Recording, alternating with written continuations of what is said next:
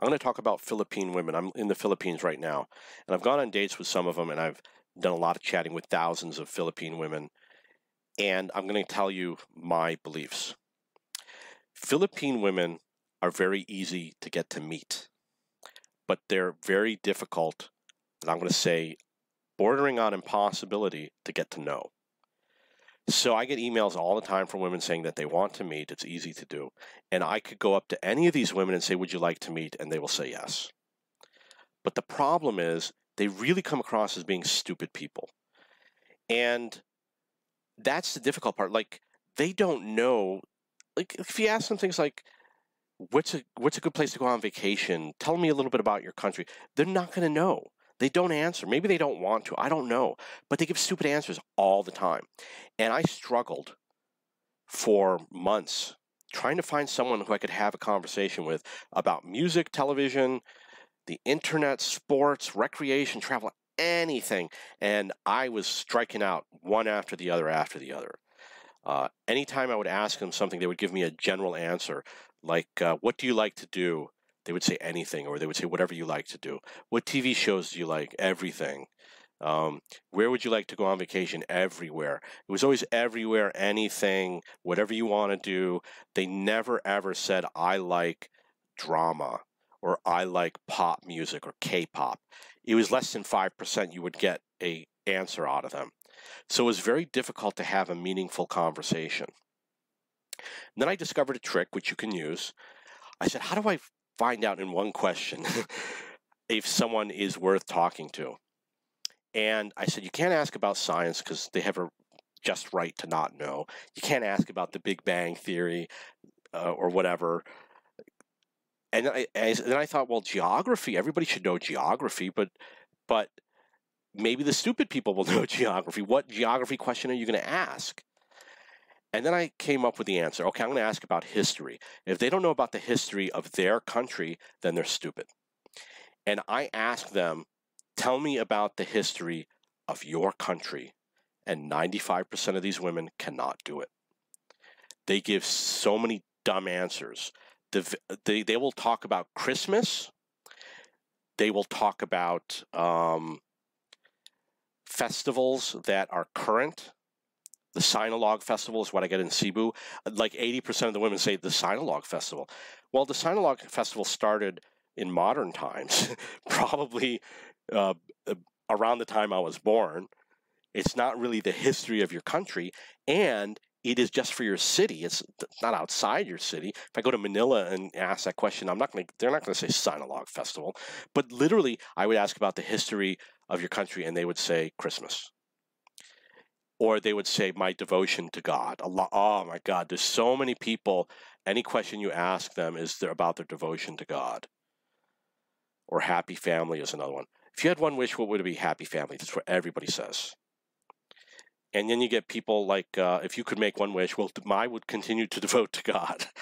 So there's a small group where every answer is going to be devotion to God. There's people, like I would ask, what is the most important event in the history of the Philippines? And they would say, happy family. Well, okay, Christmas was one of the crazy answers, but another one, historical event in your country, and they will say, my wedding day. A lot of people would say that, or they would say, the day I meet my husband. So they're obsessed with every discussion being about meeting their husband or about God. And the other thing is, I get tons of emails where they say, hello, how are you? And that's it. They will never ask anything else. I would spend hours and hours and hours. If you ask them a question, they will respond, but they would never ask me a question, such as maybe 1% will. Like if I say, I like pop music, they would say, okay. And that's it. They would never say, oh, I do too. Or they would never say, oh, I like K-pop. They would never say anything. It would just, the answer would be okay. Or they would say, ah, I see. Or they would say, great. And I would literally go through my mailbox and I would look at the responses, because I'm typing all at once. And then I wake up the next morning. A lot of them are on late at night because they know that foreigners are on late at night. And I would wake up and I would look at my inbox and there would be 20 new messages. And this is what I would see. Ah, I see. Ah, I see. Ah, I see. I see. Ah, I see. And it would just go on and on. That's great. That's great. That's great. Ah, okay. Ah, okay. And it would be amazing that I would see so much repetition of the same non-specific answer. So I'm at the point where I'm burnt out.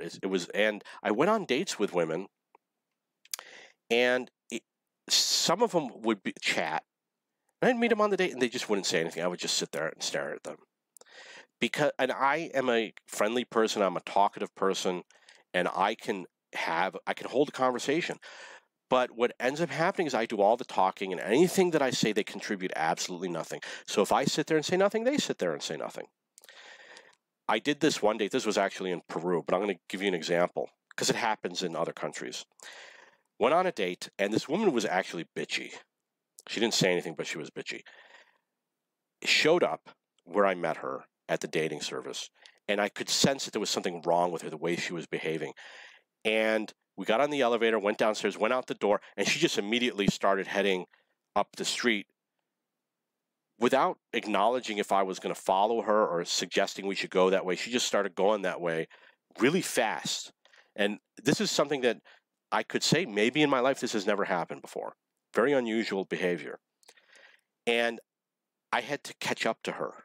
And she didn't really look at me or care that I was following her. And I really wanted to say to her, I live across the plaza behind that building. There's no restaurants in the direction we're walking. We were going to a restaurant. They're all the other direction. So I said, okay, there's one restaurant over there. It's the expensive one. It's a Swiss restaurant, and we went there. We sat down. She didn't say anything to me. Got the menu. It was in Spanish. And I sat there, and I said, I'm not going to say a word. And I sat, and I read the whole menu. It was like 4, 5, 6 pages long. And when I finished, I went back to the beginning, and I read every item on the menu. It was probably long sentences in Spanish, the item, the description, and then a translation in English. And I read the Spanish, and I read the English, and I went through the entire menu a second time. And then I went back to the beginning, and I read every word in the menu a third time. And a long time, I'm talking 30 minutes or more had passed, maybe even more. And she laughed. She just started laughing. She went, no, obviously not like she went, I was like, okay. She giggled about something. And then she said something to me. And then, I called over the waitress and I said, okay, I'm not going to order food. I'm just going to order a drink. And she ordered a drink. And it was probably a juice or something like that. I seem to recall a juice. I don't know why I'm thinking ice cream. And I've been on lots of dates. If I don't like the person, I don't order the food. And I finished my drink, put the money down, got up, and she got up immediately when I did. And I shook her hand and I said goodbye. And that was it. Oh, okay. This is what happened after she laughed. She giggled, and then she said to me, "Eres racista." After I had been silent, and she hadn't said a word for 30 minutes either. We both just sat there silently. And I heard her say that. I said, "¿Qué?" She said, "Eres racista." Now, an American who hears that, I'm thinking, resist? Well, I wonder what she's meaning. Maybe she's meaning I'm not relaxed. And then I was like, fuck you. She was asking me if I was a racist.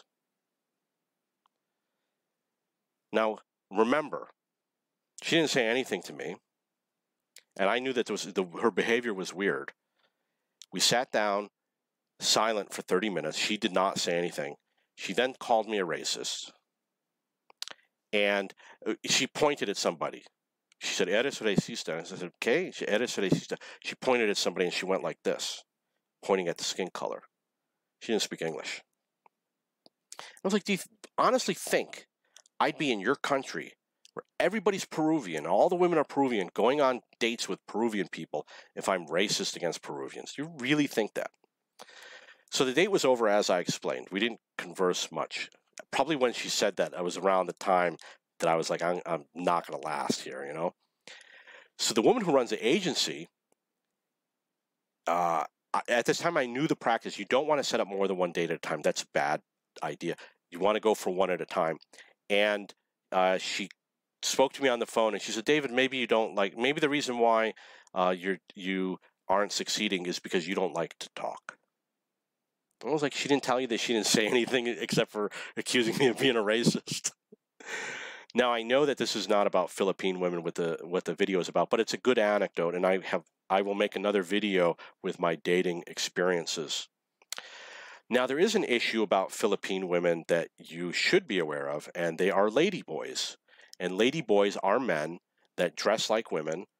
Some of them may have some sort of surgery to make them more of a woman and less of a man. I don't know, but a lot of them will have implants, breast implants. These women often are shockingly beautiful. These men are shockingly beautiful, and they dress like women and they put on the makeup, and you will see them everywhere. It's not going to be a rare occurrence. Anytime I go outside, I not only walk 1 or 2 blocks at a time, you're going to see multiple people that are ladyboys. And they work in the businesses, they walk down the streets. Sometimes you'll see groups of them. They will flirt with you. They flirt with me. They're very aggressive. They will stare at you, smile at you. They will come up and talk to you. I was sitting on the steps at like 6 a.m. in front of a shopping mall. One of them came, sat right next to me, touching me. Maybe he touched my arm. I don't remember. And I can't remember what he was talking about. And I told him, I'm here waiting to meet some friends and I'm not interested. And he wouldn't leave. And I am the type of person that I will be nice to someone once. And that doesn't mean I will be mean to someone the second time, but I will be stern the next time. I will, if that guy doesn't leave, there's going to come a point where I'm going to say, sir, I have told you I am not interested and you should get up and you should leave now. And if they don't leave, then I will get up and leave. And so he was there for a while. And, I'm not going to say he was there for 5 minutes, but let's say he was there for a minute, and a minute is more than enough for him to say, are you interested? And me to say no, and then he didn't leave. And then you sit there and count a minute, and you decide if it's a long time or not. And then he walked down, and then I looked at him, and then he turned around, and he looked at me like he's in love with me, as if he had a second chance, and I had to look away. So this is something that you're going to have to deal with, and you're going to get it on the dating websites. You're going to be approached by a lot of ladyboys, and they're going to be absolutely amazing. They're going to look absolutely beautiful. They're going to look more beautiful than the Philippine women. Okay, so a lot of them are going to accuse you of being married. You're not going to get an email that says you're going to get emails occasionally. They're not going to say necessarily, are you married or do you have a girlfriend? They're going to be more insistent, and they're going to say things like, who are you with? And I was like, why do you think I'm with someone? Look around, I'm not with anyone. But they're going to make presumptive statements. Like, they'll say, are you with your girlfriend? Are you with your wife? Do you have a wife back home? They're a large portion of them, maybe 20% of the women I chat with, will ask about girlfriends and wives and things like that. And they ask impolitely. They do not ask the way I would ask. And a lot of them will be incessant. Like, if you say no, they'll say, I don't believe you. Okay, I'll give you an example of an accusational one that I got recently, a couple days ago. The woman said, how long have you been here? I said, 5 months. She said, you've been here 5 months and you don't have a girlfriend. I'm like, go F yourself. You've been here for 35 years and you don't have a boyfriend. So you're going to get a lot of that. When I was in Colombia, it was absolutely far worse. I would go on dates and argue with women for an hour or more about the fact that I was not married. Do you have a girlfriend? No. Are you married? No. Are you divorced? No. Were you ever married? No. Are you sure? Yes, I'm sure. And then they would start, and then they would pause, and then they would say, do you have a girlfriend? I say, we already went through this. I already answered all this. And are you sure you don't? Because you're a good-looking guy. You look like you would have a girlfriend. And I said, no, I don't. Every Colombian guy has 5 girlfriends. And like, no, they don't. It's not possible. That would mean that every Colombian girl would have 5 boyfriends. And then the conversation with one woman who was actually an educated woman, might have been like a doctor. She had a good job and she owned a car, which is all rare stuff. Went on for an hour. And we were at a nice restaurant and she was dressed really nice, which is also very rare. And it just went on and I was like, this is nonsense. And I went through this over and over and over again to the point where I got to the point where if a woman says to me, are you married? I say yes. And then they shut up. So you're going to exclude a lot of people. I exclude these people. If they ask me, if they say everything is their faith in God, I cut them off. For example, I said, what is the most important event in history or something like that? I said, who is the most famous person in the world? And she said, God, the creator of all living things. She said something like that. She said something like that. It was actually longer than that. And I said, well, God is not a famous person. He's not a person. That's what I mean when I say stupid answers. They work God into everything. A lot of people said Jesus Christ, which is okay because I actually answered Jesus Christ. I believe that he's probably the most famous person in the world. So when they ask, do you have a girlfriend, I usually never respond to them again. I usually block them just to get over it. You don't want to confuse them in the future. And out of sight, out of mind, because there's just too many people. I would get like 50 messages per day, and it grew to 2,000 in 5 months. And there were lots of times when I gave up doing it. So another thing that happened is I happened to be overweight. And I said, okay, so I'm going to try contacting overweight women. They really didn't care. There was no increase in conversation with a woman because she was overweight. Nothing better about it. No success with overweight women. I did go on dates with overweight women. And I tried the word talkative. I said, okay, if I do this, I'm going to succeed. And I would say that you're going to have a slight amount of success. You're going to find women that say that they're talkative, but in chatting with them, I said I don't come across in the end believing that this person is having a conversation with me. And then I tried comedy. I said, okay, I'm going to spend the rest of my life watching comedy TV shows. Maybe someone who has an interest in comedy. That didn't work. So then I had long conversations with people that I kind of had good conversations with, people chit-chatting. Nothing deep. But just someone who says, hello, how you doing today? What'd you do? It was mostly, what'd you do today, right? And then I came up with the question, if you had a date with a guy, what would you do? How do you spend your time with a guy on a date? And this one woman who I'd been chatting with, who I thought was a normal person, she said I'd ride his dick and play with his dick or something like that. Delete. That's it. I don't want that. That's not what I'm looking for. So when you ask certain questions, I got certain responses, and she wasn't the only one that said that. There were other women that gave responses like that. So another thing is there will be people who would say, I would like to offer you a massage. Why don't I come over and give you a massage? When they say this, they're talking about sex, and I'm sure that they want money too. I got people that said I'm discreet, or I provide professional services. I'm discreet. I'll give you a massage. I'm sure that they all do it for money based on my past experience dating women. I dated women and we had massages, right?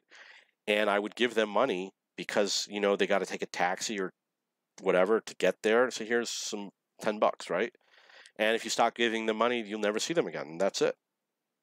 And they would often demand crazy amounts of money, like $1,000. One woman said, I need $1,000 tomorrow for school. I'd be like, no, too bad. It will always be for school or for their baby or something, usually for school. So if you see someone offering you a massage, that's not what they're offering you. Educated women are hard to find. It's, at least in Cebu as it's called. To find someone who's got a really good job like a doctor or a lawyer, you're really it's gonna be one out of more than 100. It's very rare. In fact, there was this one girl who I would say, um, she would say, the conversation would be like, I like to watch comedy on TV. Or no, I would say something like, what do you like to watch on TV? And she would say, I like to watch Korean novellas, a Korean drama. How about you? So she was one of the few that could carry a conversation. And I looked at her profession, and she was a lawyer, but she also lived in another city. So another question I would ask at some point, not to every woman, but to some of them, I would say, are you a feminist? And only one said no. This is a question I wish I knew. If I were living in the United States nowadays, I lived in New York City, dating in New York City, and you're not ultra liberal. If I had known, I would have been the first question on the date, are you a feminist? And that would have made my life a lot easier. So there were a lot of people that answered yes, and I blocked them. And then there was one that said, if you mean, do I believe that men and women should have equal opportunities? Then yes. And I responded to her saying, men and women already have equal opportunities. And she responded saying, you're wrong. Block. I'm not going to spend the rest of my life. My mother was ultra feminist, and I'm not going to spend the rest of my life with a woman who's a feminist. They're filled with nonsense, especially the feminists that I knew in the United States. They're absolutely crazy. If you want to read about colonial feminism, which is colonial America, the 1700s, a female feminist, and I was like, oh, I agree with everything they say. What they say is agreement with me. What these are women who are privileged. They describe their privilege. These women, writing and being able to read in colonial times was a privilege. Not everyone was educated. And they were with wealthy people, and they were talking about how they were treated by wealthy men. And the gist of feminism in colonial times was that we have everything that we want. And we want to work and we want to do things, but why work when you have all the money you have? My husband works, and this was a feminist during colonial times. They were privileged. You define privilege how you want. That's it. So, are there any other issues about these women? They're all amazingly thin. Most of them are. To the point when I first went overseas, I thought they were all waifs. I thought they were all underweight. No, they're probably going to see you as a foreigner as being fat. And I switched websites to a different, I'll tell you the site, dateinasia.com. I recommend. It's free, it's easy to use. But don't copy and paste the same question and paste it to a lot of women, because it will be regarded as spam by their spam detector. Even though it's not intended to catch you, spam is supposed to catch the robot software that goes in and posts the same thing. I used to run a dating site. That's what they do. So if you copy and paste too much, you're going to get flagged. They will close your account, and you will never reopen it. You need a cell phone number to open it. And I tried it with another number, and they closed my account again. So just a word of warning. So I moved to another site, and it's pretty good. I don't get the mad rush of emails. I get fewer emails. Most of them are outside the city that I get on the current site. And most of the women that contact me are fat. And I don't care, but you might care. I'm just telling you my experience. I don't care. I respond to everybody. And a lot of them are going to be older. I'm 47. I regularly get communication from women in their 50s. So another thing about being in Philippines, and it's true for every country I've been to, is that 18-year-old women will date you if you're 80 years old. I'm 47. All 18-year-old women will date me. And at first, I was adverse to dating 18-year-olds. But I did, just to see what it was like. And what I discovered is that, in general, I'd rather go on a date with an 18-year-old than a woman of any other age. And the reason why is because not all of them, but a good portion of them, they have hopes and dreams. They want to go somewhere in life. They have a future ahead of them. and they will tell you that. They're not going to sit there and say, I have hopes and dreams and I have a future. That's not what's going to happen. They're going to sit there and they say, I want to go to college. I want to study to become a nurse. I want to get a job in nursing. I'd like maybe to go to college in the United States. Occasionally you hear that. And I want to have a house, and I want to have a family, and I want to have 2 kids, and I want to travel. That's what you get from an 18-year-old. From all the rest of them, you're going to say, I don't know what I want. And you're going to hear, I don't know, I don't know, I don't know. I don't know, I don't know, I don't know. What's a good restaurant in your town? I don't know. What's a good place to go for the day on a date? I don't know. What's the prettiest place in your city? I don't know. And like in Barranquilla, I got that all the time, and I called it the capital of stupid. Barranquilla, Colombia. It was just one dumb person after another. Another issue is they're almost always going to be late. It's modern world. They're always going to want your cell phone number so they can tell you that they're going to be late. I haven't gone on a lot of dates in the Philippines, less than 10. And I'm not complaining about them being late. But in other countries like Colombia, they were always late, 45 minutes, even up to 2 hours, and they were always lying about being late. In Peru, they were late, but it was understandable because it was the traffic right at the dating agency was horrendous. And I was once 2 blocks away, and it took like an hour to go the final 2 blocks. And I knew I could have gotten out at any time, but I was really like, oh, the light's going to change. We sat there for like an hour to go 2 blocks. Or we would move, we would start to move and then move a few feet and stop. Philippine women, obviously they're not going to have any money. They're not going to be educated. I believe they don't go to 12 years of school. They call it K-12, but I think they only go for 10 years. So they have less of an education. In Colombia, a typical date, if you ask a girl, what's your job? They work as cashiers, or they work in like a little stand where they hand out pamphlets, or they work for the phone companies to try to sign you up for cell phone service. In Philippines, you're going to meet a lot of women that work for call centers. Their English is good, but the bad English is rare. There's some of them that don't have good English, but the vast majority, it's not going to be like an American. I've met women that speak fluent just like an American, but in the language you'll understand them, but they'll make little mistakes here and there, like where are you from instead of where are you from. Like I'll get that occasionally, but it's not that common. The English is really good. I've met the families of women that I've dated on the first date and spent all day with them. If you get an offer to do that and it's on a holiday, I would recommend you do it. You get to meet all the family, and they do karaoke and things like that. And you might have to travel a bit. It was always fun, but the problem is my date pretty much ignored me the whole time, might not have even sat next to me. And the relatives were usually pretty cool, and it was usually the men. You know, the men are the ones partying and having fun and singing, and the women are pretty boring, making the food and stuff like that. Nothing else. Wasn't that exciting. But then again, it was also going to be pretty loud, so it might be difficult to hear because of the loud music. The other thing that I noticed is that there would be a party with the family where there would be like 20 or 30 people, and they'd only introduce me to like 2 people. So here's my mother.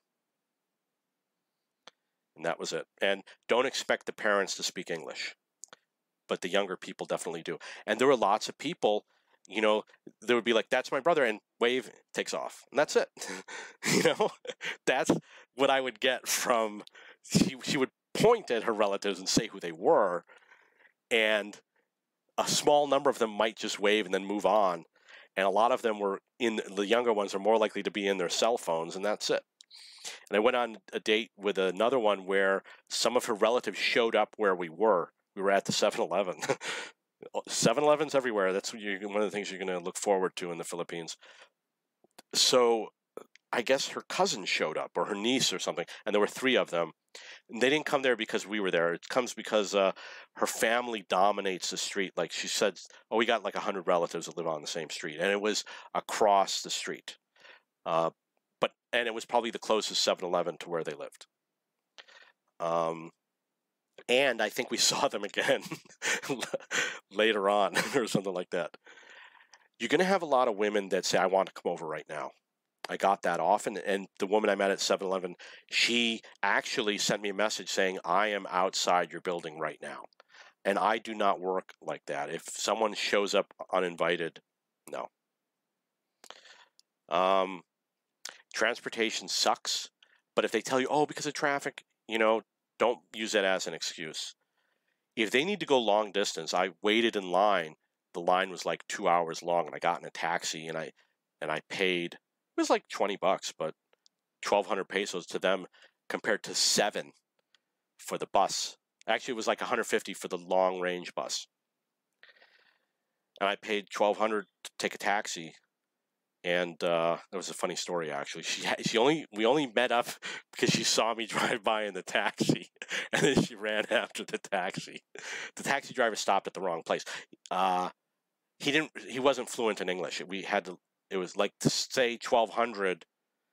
This is like, how much does it cost? He said 1-2. It's like, what the fuck why are you saying 1-2? Is that how you speak to a foreigner? Come on. I don't remember okay, so you're going to get a lot of people that say, do you speak Bisaya or do you speak Tagalog? There's going to be people that will say things to you in their language, and that's it. And they know you don't speak it. They know you're not going to understand it. They know you're going to have to go to the translator and translate it to see what they said. And it's always going to be something like, thank you, how are you, or whatever. So what I did was I went, the first time it happened, I went and I translated. She said, oh, nice to meet you, blah, blah, blah, blah. And it was the first thing she had said to me. And then I went to the translator and wrote something in English. And what I wrote was, I am never going to learn your language, and I will never speak it. And I have no interest in doing so. And I translated it to some strange language like Russian or Hungarian. And I copied and pasted that for her. And then she responded back saying, okay. But I don't know that she really translated it, but that's what she said. Gave the implication that she said okay. A lot of women you'll get one message from them. Here's my Skype, here's my phone number. Can we talk on Skype? I don't come here often. You're going to get that. Or WhatsApp. In Colombia, every message was, let's use WhatsApp, let's use WhatsApp, let's use WhatsApp. And I tried that, and then you get all these messages from these women. Hello, what are you doing? Hello, what are you doing? Hello, what are you doing? Hello, what are you doing? Hello, what are you doing? And that's it. And I was like, I get sick and tired of all this. So that's why I don't switch to another application.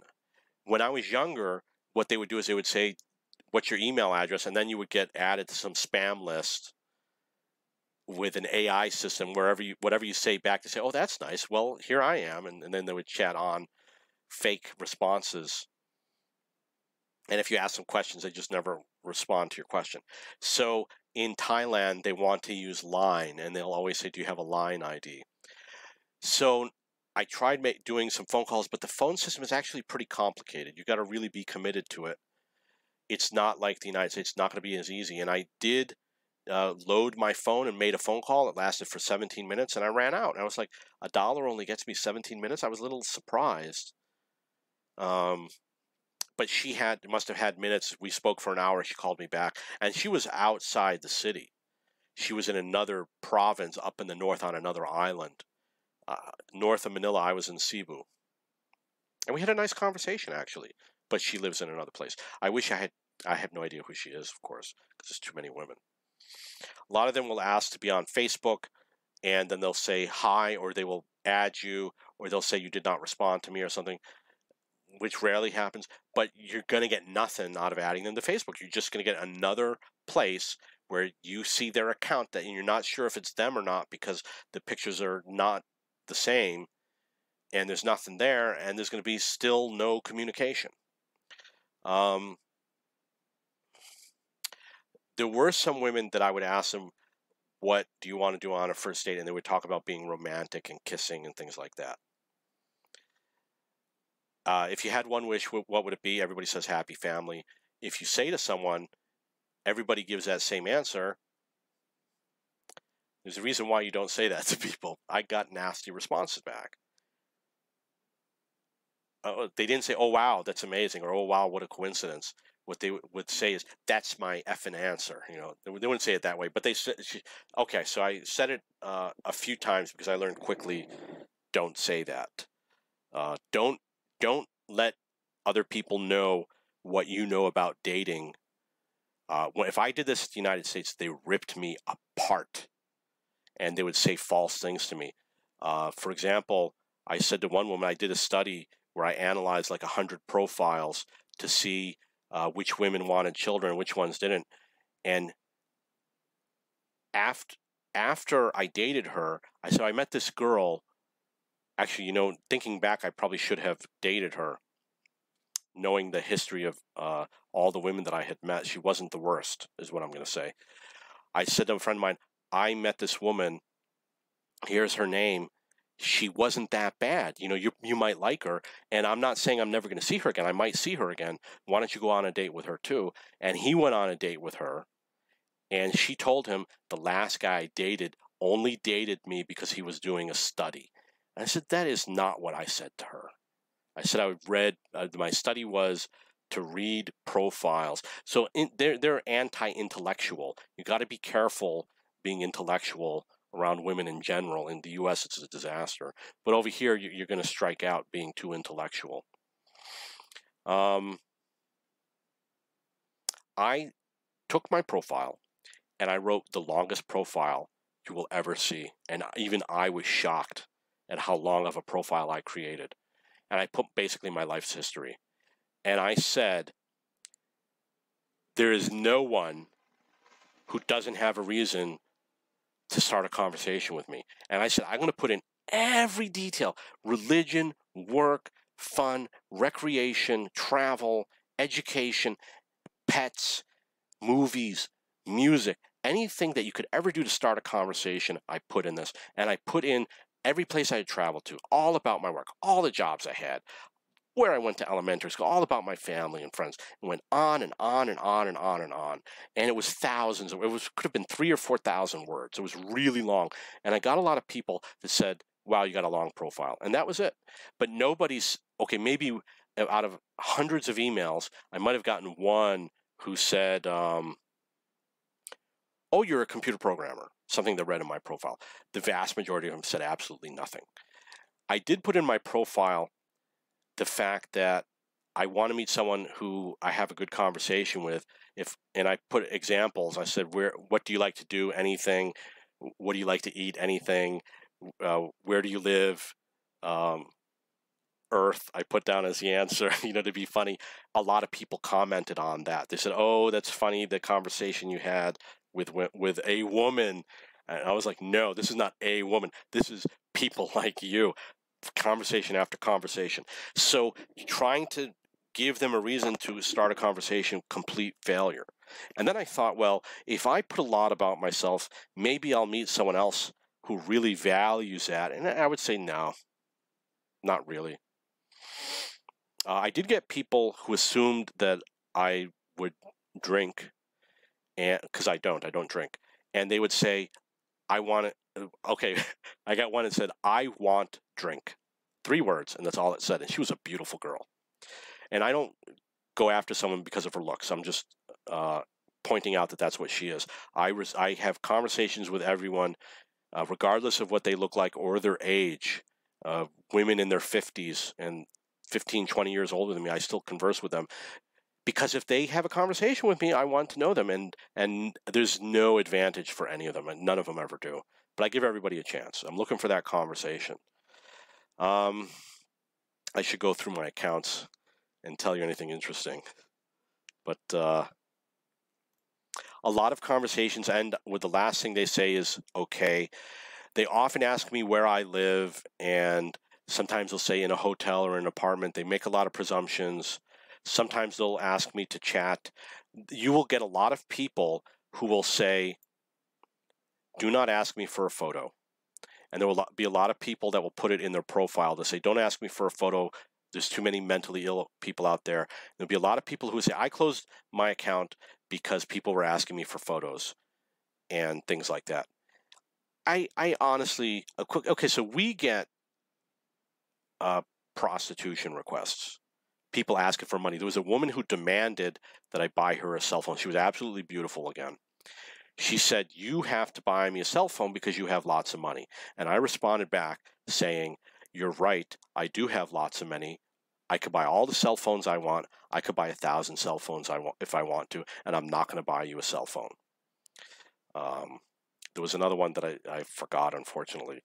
So there's crazy people out there.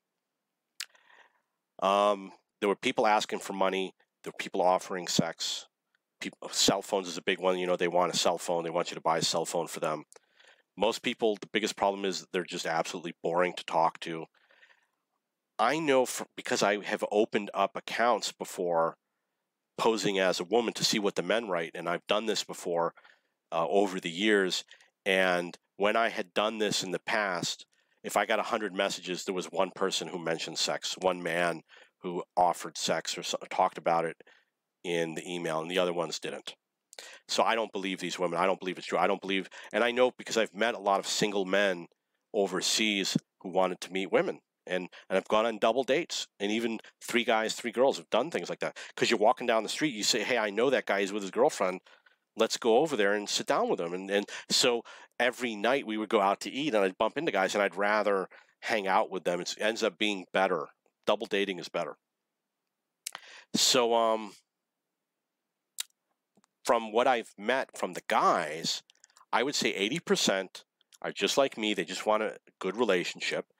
10% are insane people that they have problems communicating, like they're on drugs all the time, or they would say foul things about women. And I forgot what the other 10% were, like the amazing guy, like I'm wealthy and I'm good looking, I got a great job, and I got a family, and they're really nice people. And you could imagine, this guy could date anybody he wanted. And there was a guy who threatened, well, okay, he didn't threaten me, but what he did you would perceive as threatening. He saw me dancing with a girl, and he was in the hotel room across from mine, and we were at a party, and we just so happened to leave around the same time. We arrived at our hotel rooms at the same time. We were both unlocking the doors at the same time. And he turned to me and he said, "So what girl did you want to date?" I said, "The one I was dancing with." And he said, "Oh yeah, we're going to see how this turns out." And he was a big guy. I'm 5'6". He was a tall, big guy. I wouldn't say he was built, but this is a guy who, when he makes a threat, I take it seriously. And I did date that girl. But then again, I don't know if that was when I was there for like a week trip, or I think I was only there for because I was staying at a hotel. I was only there for a short time. But it could have been that I was there for like a month, and he was just there for a week. It's hard to remember because I made so many trips back and forth.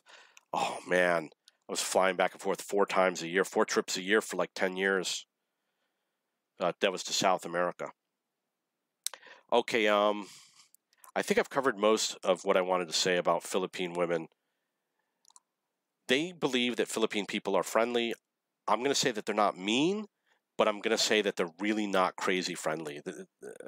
I'm not approached by people and said hello to. They don't look at me. They don't smile at me, except for the lady boys. The lady boys are friendly. That's the only place I would say friendly. Other than that, I don't exist here in the Philippines. It's occasionally, okay, in 5 months, 2 women that I came across walking around gave me the impression that they were interested in me. And one of them, I spent a lot of time talking to her, and she ended up being a crazy person. That's another story. And we chatted back and forth, and she would say things like, "I saw you at the mall yesterday, but I didn't say hi." It's like, why would you see me at the mall and not say hello? Or another one was, I'm at work right now, family-owned business, where she didn't really do anything except for sit there, because it was like a barbecue type thing, and her siblings managed the food, and all she would do is sit there and like clean a table once in a while, and the rest of her family would be sitting at these tables. That's what they would do. They would have like 6 family members when only 2 would be cooking, and it wasn't a restaurant. They had picnic tables. It was self-seating, whatever. and they would not give you a drink, for example. It wasn't a restaurant, it was a barbecue. And she would be, oh, I'm at work right now. I said, oh, I'll come over and chat with you. She said, no. Keep in mind, I'm a block away.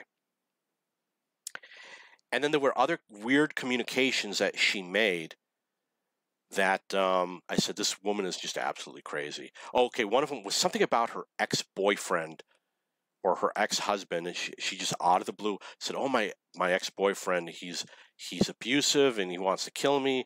And I'd be like, this is not something that you tell a guy that you first met, considering that I know nothing else about her. So weird communication.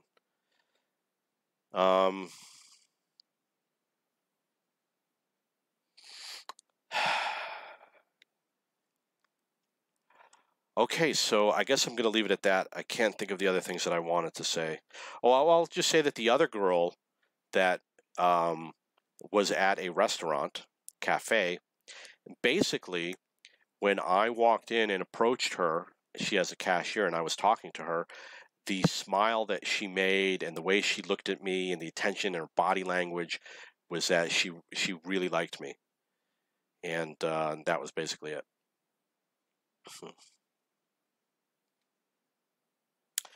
Okay, so I guess that's it. Post your comments below or ask questions.